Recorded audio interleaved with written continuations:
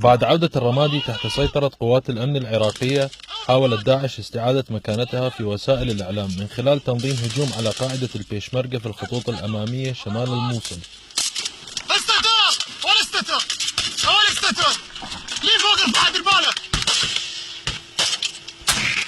باستخدام دروع محورة وزي الجيش، هؤلاء مقاتلي داعش من مصر وتونس وسوريا أيضا يحملون كاميرات للتصوير على أمل أن يستخدم هذا الفيديو لأغراض دعائية في المستقبل.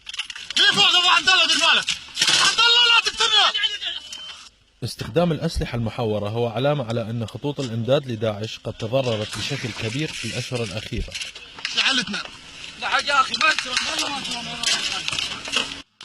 بعد تدمير جميع المركبات بشكل منتظم من قبل مقاتلي البيشمركة، المقاتلين في هذه السيارة حاولوا الهرب بطريقة يائسة، ولكن جميع المحاولات كانت من دون جدوى.